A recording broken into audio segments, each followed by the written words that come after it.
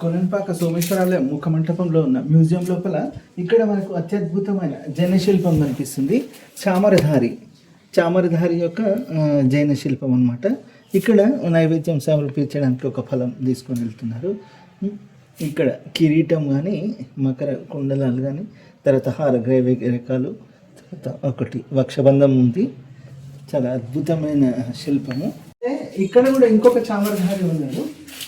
ఈ చామరధారి త్రిభంగిమలో నిలబడి ఉన్న చామరధారి శిల్పం అన్నమాట జైనులది. అక్కడేమో స్థానక భంగిమలో ఉంటే ఈ త్రిభంగిమ ఉంది కదా. త్రిభంగిమలో ఇక్కడ చామరము, ఇక్కడ ఫలం పట్టుకొని ఉంది కదా. ఇక్కడ వెనక వైపు ఏమంటారు కీర్తి చకమా, అది ఉంటుంది కదా, అది పట్టుకొని సేమ్ కిరీటం. ఇది కొంచెం అన్ఫినిష్డ్గా ఉంది, కాకపోతే చాలా అద్భుతమైన శిల్పం. త్రిభంగిమలో ఉన్న చామరధారి శిల్పం అన్నమాట.